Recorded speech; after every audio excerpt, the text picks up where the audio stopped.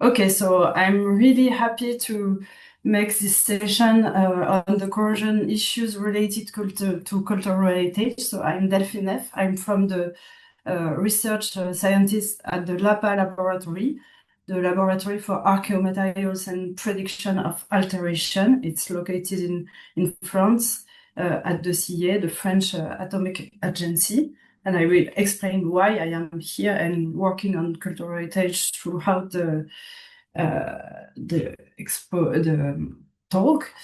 And I'm really glad to welcome also to this talk Dave Watkinson and Nicola Emerson, who joined very late, and I'm really thankful to them to participate to this session. And they are conservation scientists at the Cardiff University. Don't hesitate to precise if you want, and you can, Dave. And they will talk more about the context of cultural heritage and how us as corrosion scientists, we need, of course, their experience and to share with them to make good science for cultural heritage materials. So the idea of this talk is to give you some introduction on how this corrosion science can underpin evidence-based conservation practice. And I would say it's in several, in both and reverse direction. That means we can give some approach that help to understand the degradation processes dealing with long-term processes, specifically to cultural heritage, thanks to characterization specifically developed for that. We'll talk about that. But also, there is also some very interesting issues that can help to understand better the degradation for corrosion in other contexts and help to make some decision in more industrial context. So I think, I hope I will have time to talk about that, because maybe it's very dense, my talk, this part, but I want also to give you some sense of this kind of approaches that we call analogs for long-term corrosion. As Nick and Dave explained you, there are many different case of and situation in cultural heritage. So I won't discuss about this further, but to also continue through your question, it's also important for the corrosion scientists to understand the context, to understand the corrosion mechanism. It's important to have an idea of the history of the artifacts from the site, archaeological site. It can be soil, it can be marine context, and so on, and what was the story of the artifact when it comes to the laboratory, because you can have a time with some so immersion, burial in soil, and then storage in different conditions, more or less control, that can after several days, years, change the corrosion layers. So the idea of the original surface is really important, because you have information in the corrosion layers. You can have also the metallic core remaining. That is important for archaeologists also, and archaeological science, because it gives some information on the method of production of the artifacts. So preserving an artifact is also preserving the information that you have inside this artifact. And I like this schematic diagram, which is old and in French, but it gives very well the idea that if you have a key in a burial environment, you can have some places where the difference, the limit between the outer corrosion layers, I will explain, and inner corrosion layers can be directly on the original surfaces, but on some other case, you can have a difference in this shift of this original surface throughout the corrosion layers. And that's why we developed a terminology for that, showing that, I don't know if you have this, no, the terminology to describe this corrosion system. When you have a cross-section of an artifact, you can see that you can have some metallic core remaining with some information called for metallic artifacts slag inclusion that can come directly from the reduction of the metallic ore to form the artifacts, and that can give, from the chemistry point of view, information on the elaboration process. But you can have also what we call directly in contact with the metallic part, a dense product layer, which correspond to the former place of the metal on this cross-section. And on the outer part, we have the transfer medium, which is characterized by the fact that you can have, when you have a solid medium, like a soil, some grain of quartz that are remaining and entrapped into a corrosion layer. That means you still have some part of the metallic ion that moved outer of the original shape of the artifact due to corrosion processes coming from inner side and outer side.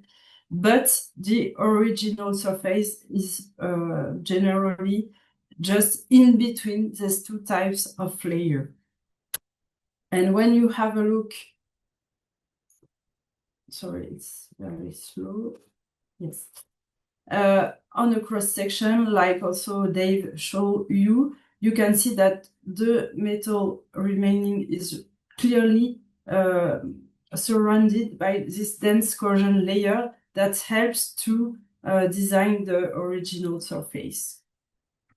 In some cases also, you can have some specific markers. Here we have tin-plated artifacts, and on the cross-section you can clearly see that there is some tin distributed all along the surface.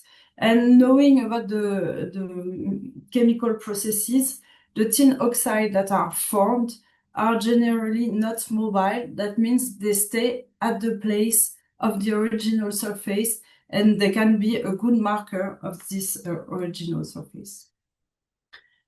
Of course, when cleaning these materials, it's very interesting to have the sense of complementary work between conservation scientists and corrosion scientists, because generally for restorers, it's quite evident to find this original surface through stratigraphic interventions. That means the mechanical properties of the transfer medium, these outer corrosion layers, is very different from the dense corrosion layers, which feel very different under the scalpel intervention. So you see that what is interesting is raising issue through conservation and restoration to corrosion sciences. It's how can we translate the different type of treatment that can be mechanical or chemical, like Dave evocated stabilization in a basic medium, for example, to eliminate the chlorine, doing some cleaning and recover the object readability through mechanical abrasion, applying organic coatings to protect these artifacts. From all this act that you have in the conservation science, you can translate them in physico-chemical processes. And it's really important to always have this dialogue between conservation scientists and corrosion scientists to determine what can be under this different type of processes and evolution of processes. What are the corrosion reactions that can be present in this corrosion system? What are the diffusion species that can be involved? We have dissolution, reprecipitation, etc., etc. So you see that it raises many different type of interaction and evolution that can be very good physico-chemical issues also to raise. So while coming to metal collection and to apply to start studies in conservation in corrosion science, the idea is of course to have a very good knowledge of the corrosion metal corrosion product system, because in the case, as we explained, of cultural heritage metals, the conservation of the corrosion products is really important because it's part of the history of the artifacts.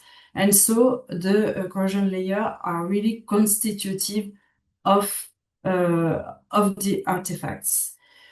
So we can start, when possible, analysis on real ancient artifacts, but for some cases, some studies, it can be difficult to have artifacts directly from the collection because they are too precious. They can't be used for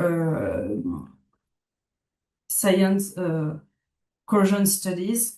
So it can be also a good way to work on mock-up samples, knowing that there are limits to that, because the mock-ups, they can have really different reactivity and corrosion kinetics. Generally, it's constituted of fresh corrosion layers that are very much more reactive than ancient corrosion layers. So, but in some cases, it's also a way to make this kind of study. Then it's important to, and I will give you some example, to study carefully the corrosion layer composition and the reactivity of the system. And then it helps to develop new protective system, new cleaning or stabilizing methods. So that's why it's important also to study ancient artifacts, but also, as I explained you, these artifacts are also really interesting to give us some ideas and feedback for very long-term corrosion processes. And in some field, like the nuclear field, I will develop that, it can be interesting to use this artifact as analogs for long-term corrosion studies. So pushing the limit and the understanding of the corrosion of this kind of artifacts needs, as we discussed that already, to understand very well the artifacts in itself, metal and corrosion layers at different scale and under different kind of characterization. I will explain that, but also to understand the medium where it was corroded. When you are interested in long-term corrosion, it will make a difference if you have an iron artifact, for example, corroded in an aerated soil or in a desaerated soil, and it will lead to very different corrosion form grown on the metallic parts. Then pushing also the limit can be, if possible, of course, if it's possible to sample on these artifacts and to use them as corrosion probes in the laboratory. It's possible to test the reactivity of the corrosion layer and to use these artifacts as corrosion probes to determine where the corrosion reaction occur inside the corrosion system. That means then to refine the numerical modeling. It can be very interesting to have a very fine overview about the corrosion reaction inside the systems. So all that helps to understand the phenomenology of corrosion mechanism under long term, and it has a double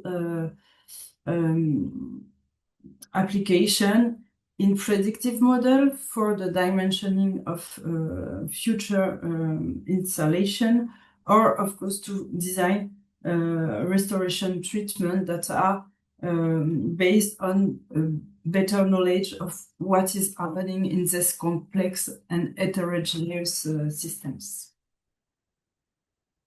Here, when we want to have this kind of approach, that means this iron nail corroded in an archaeological site is the last picture of what happened during maybe several hundred years during the burial. So that means to have a very fine overview and comprehensive understanding of the corrosion processes, it can be very helpful to use different kind of analysis from the macro scale to the nanoscale, helping to determine what are the characteristic and reactivity of the system. So during my presentation, I will show you different examples of techniques that helps to refine the understanding of the morphology of this corrosion layer. You see they are thick, they can present cracks, they are layered.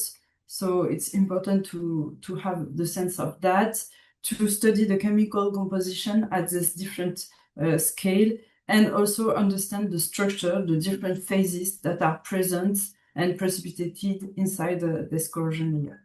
And also, while coming to the prediction, some other properties can be important, physical, chemical properties, and among them the conductivity, because you can have a mix of non-conductive and conductive phases, and the network of these conductive phases is important to determine in this corrosion layers.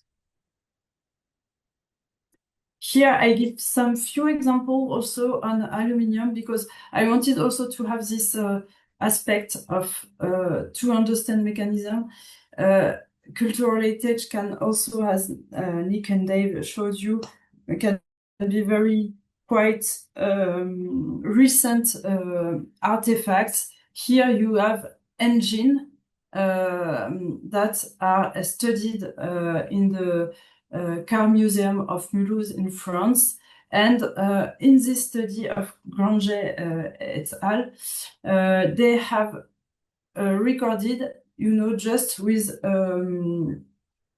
portable X-ray fluorescence analysis, they examined the presence of corrosion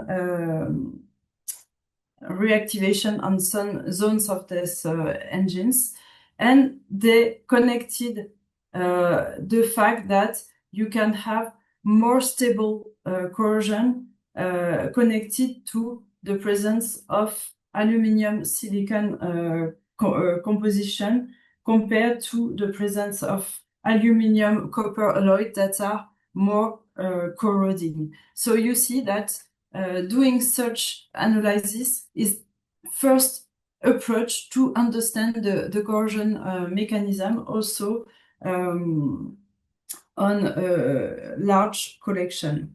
This is also for us corrosion scientists very important, because when you go to the understanding of the fine distribution of the phases inside the corrosion layers. Here it's an example of my colleague François Mirambet, who studied the aircraft pieces of aircraft museum. So here he could sample and see the organization of corrosion layers formed on aluminium pieces. But you see that at this scale, we have only one example. So it's always important also to keep in mind that we go from global scale and observation on this composition, for example, and then to local scale to understand more finally the corrosion layers. But of course, when you are doing scanning electron microscope like here, it's shown here, you can't analyze so many elements that you would, because it's also time consuming. So good selection from a global observation of the sample to collect is also very important. And here you really need to have a good collaboration between conservation scientists and corrosion scientists again.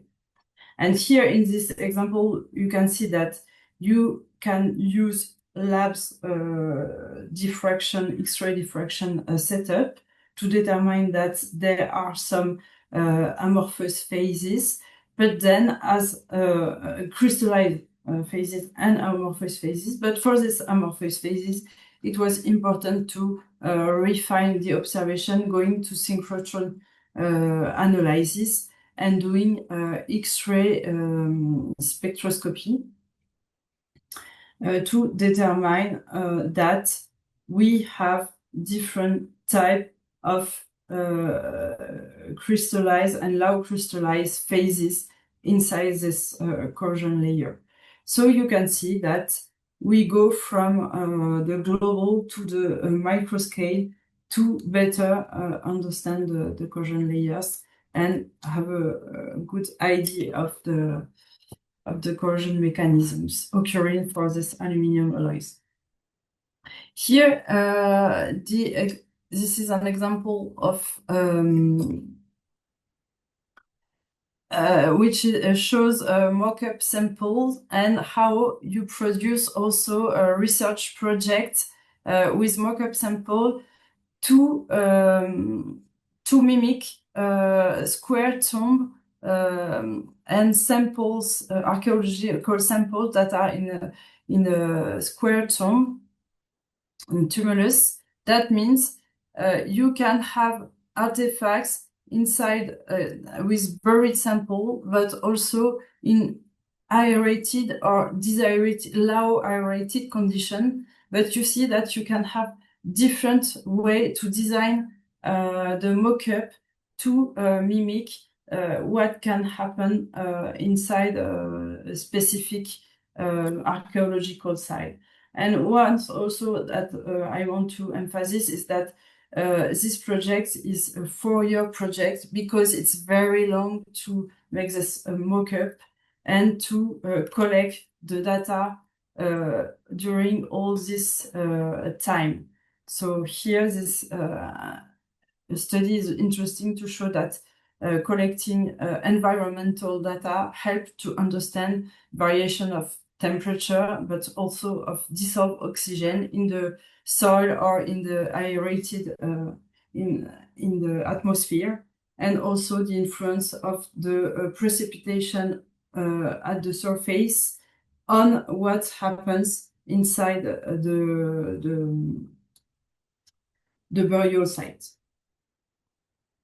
I will go very quickly on this, but what to conclude on this study, it's also very interesting to make this kind of mock-up sample, because you can see here that you can have also very specific type of corrosion layer, and you can imagine that when you have this kind of drop forming, this creates some film of rust around this shape of the drop, and this kind be the type of corrosion form that you can find then after on the cross section, and that makes you very high difficulty to explain.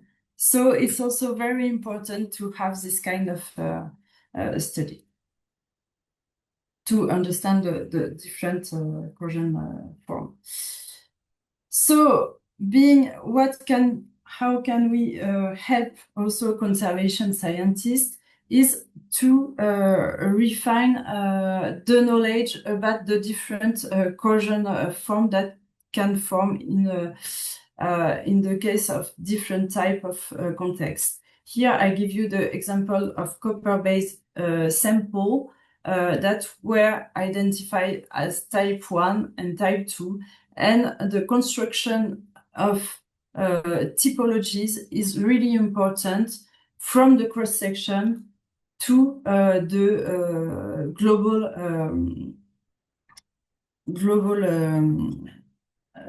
to the size of the artifacts, and that is the idea behind the MICOR application that you can have online. It's micor.org, where you have a collection of different stratigraphical observation.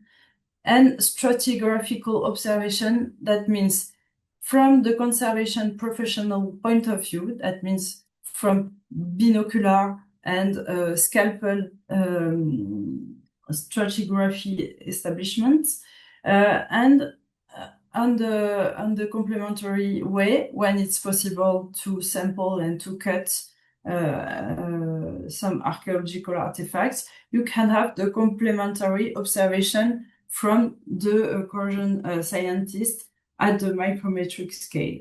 And it's interesting to draw schematics observation from both type of observation to determine what are the different color, what can be the different thickness. Of course, by binocular, you can't have a direct measurement of thickness, but the observation are really fine, knowing that you have thick or thinner layer. It's important to determine and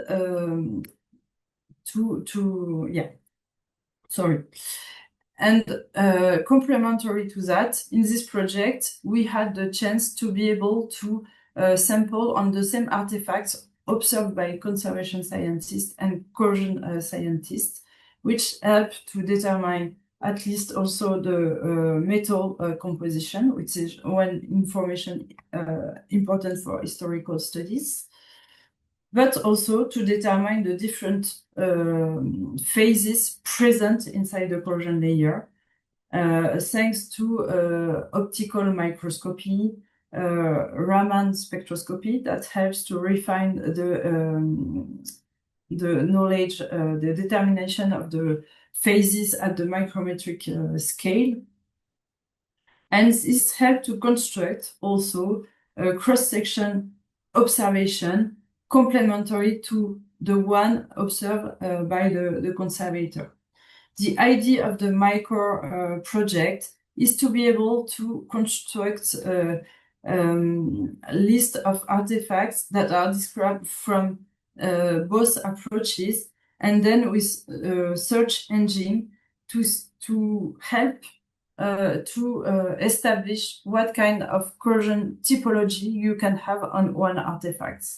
That means it can help conservation scientists when they establish a stratigraphy observation under binocular to collect the observation and to have an idea if they can have the typology established on cross-section to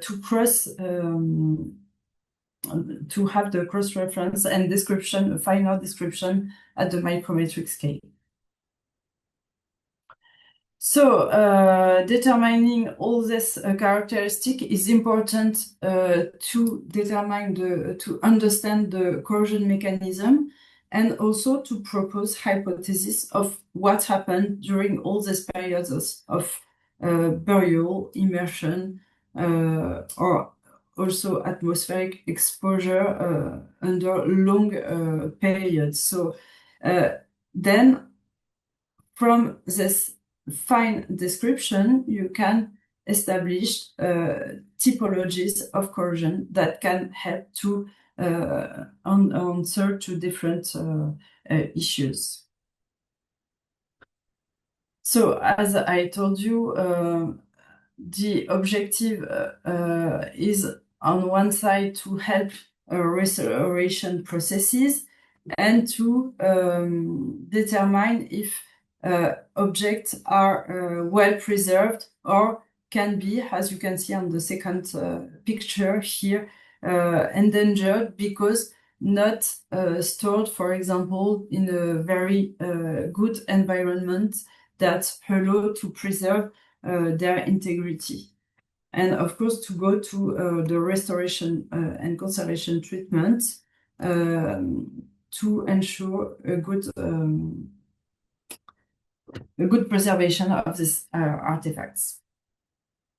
By cleaning and stabilization, I just want to show you this example on magnesium artifacts that are in the National Air and Space Museum in the USA, to show also that modern artifacts can be very complex because they are composite materials. And in this case, it's difficult to find protocols to know how to proceed with these artifacts.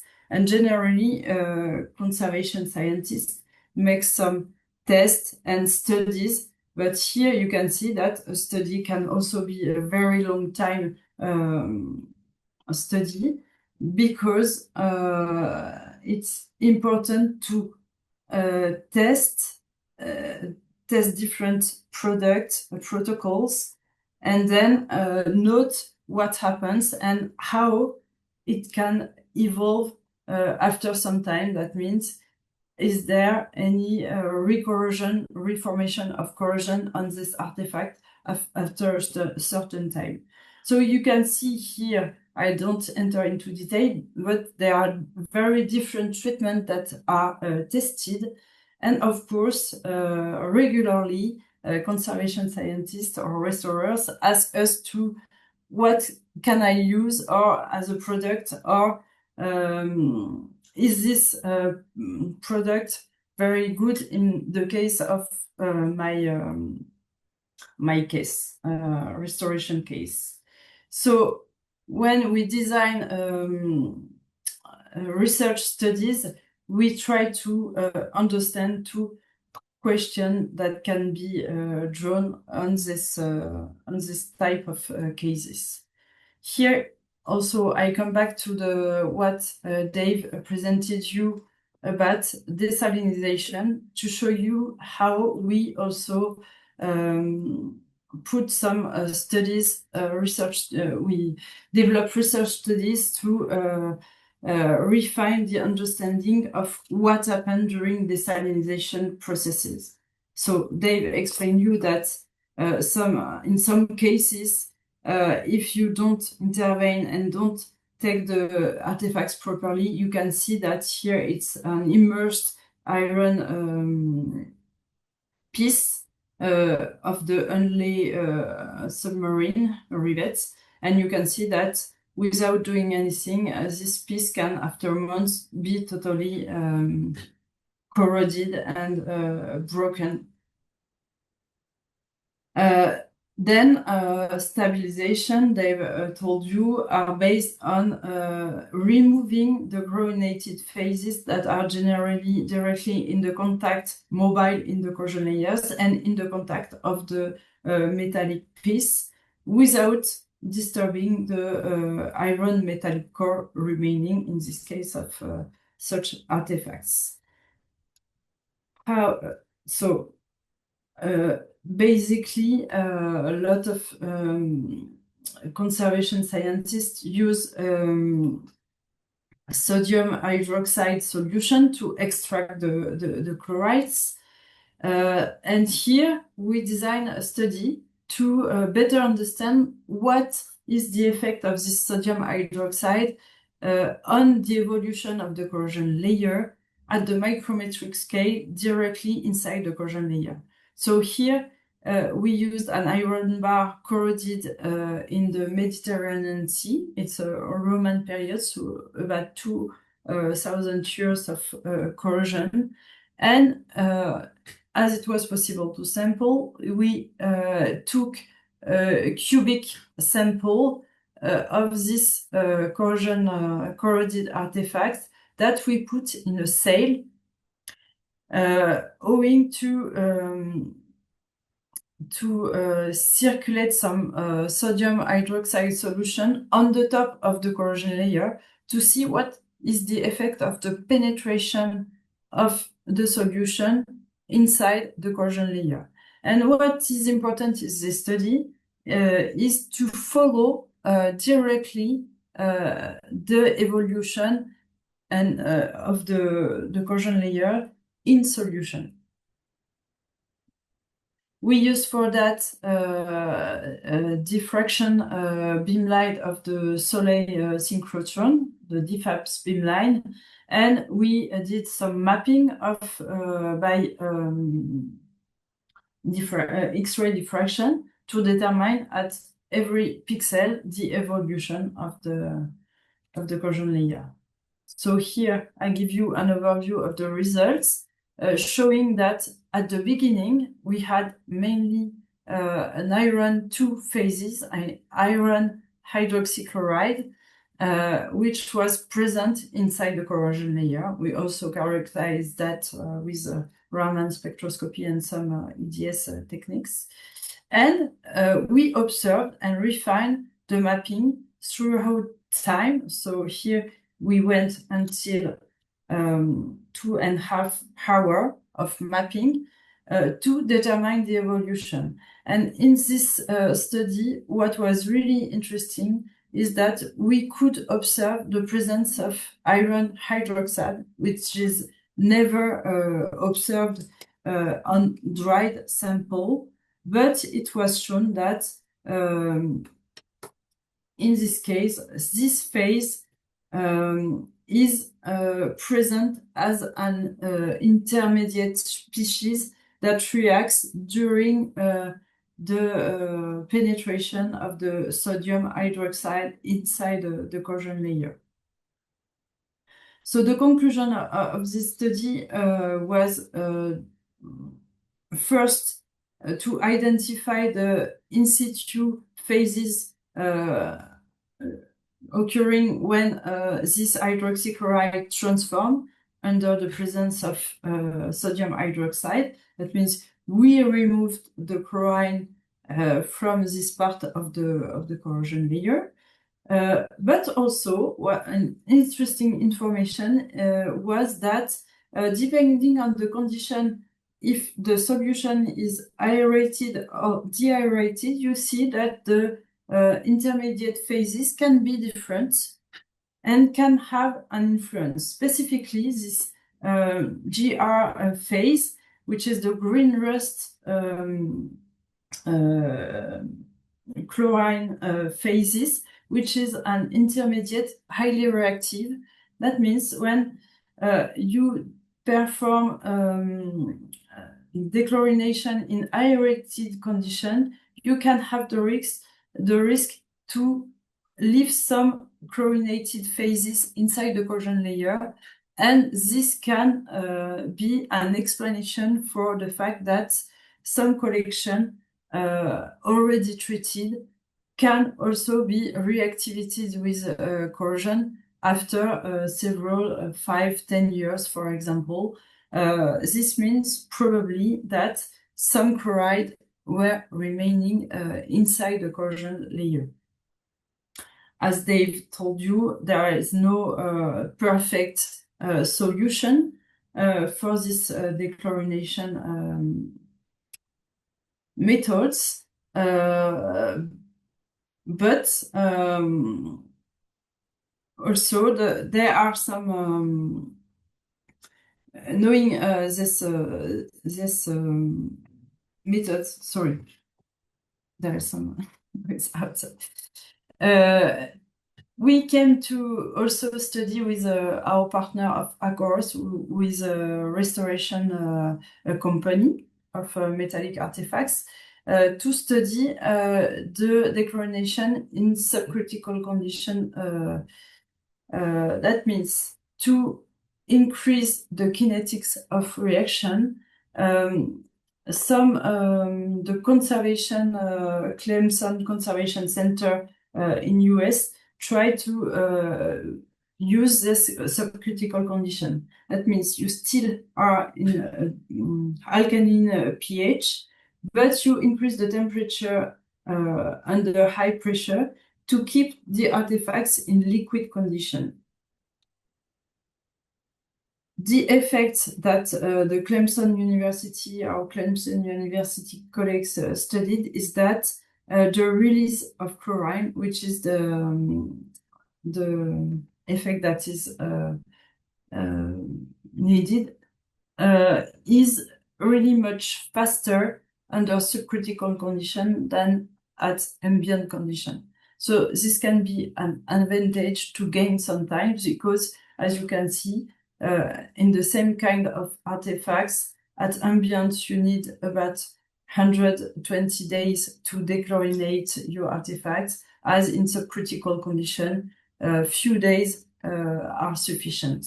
So it was worth to know more about the effect of this kind of methods, because of course it's really difficult to apply directly this kind of methods, knowing that you go at higher temperature, and that can also maybe have an impact on the stability of the corrosion phases after the treatment. So we performed some study on this artifacts. I don't know how much time I have, not too much. You have 2 minutes. So I'm far too much. What I want to show on this artifacts is that as you question the importance of the evolution of the condition, and for that we in this study we take care of that by studying different profile of artifacts corroded in seawater or in fresh water in the Rhone River, or also in terrestrial environment. And what is important for us corrosion scientists is that they have different type of corrosion layers, iron 2 or iron 3 phases, which is something that can make a difference when you apply the treatment. So for this study, I don't enter into detail, but the idea was to observe the artifacts, the same type of artifacts before and after the treatment, to determine the effect of this treatment on the evolution of the corrosion layer. And what was interesting is to see that before stabilization, when you have iron 2 phases, they turn to transform into magnetite, so which is different from ambient temperature treatment. And when you have a mix of iron 2 and iron 3 phases, then they turn to goethite, which is an iron 3 phase, or hematite, which also have different properties. So this study was important to assess what are the evolution of this corrosion layers during such a treatment. Okay. So I don't know, because I have many, I wanted to speak of many other different things. Maybe I can go to, where's my, We can do a part 2 of the webinar later on. a part 2 after what? Sorry. We can do at a later point. We can do a part 2. Yeah. No, what maybe what I just want to conclude also, because as a corrosion scientist, It's also important to develop treatment. I didn't speak about protective treatment, but as you know, in corrosion science, you can apply organic inhibitors, for example, on these artifacts to protect them from the corrosion. But it's a great effort knowing that these artifacts are very heterogeneous to develop really efficient treatments. So all our studies are dealing with how to assess the efficiency of this treatment, how to develop them experimentally, and how to go then to a more applicable treatment. So as also you know that this is a niche market, and it's also difficult to find some supports because you don't have the same range of application than in an industrial context. So it's also interesting for us as a community to interact with industrial, to have some feedback, but also to really collaborate on these artifacts to be able to make best treatment and preservation of these artifacts.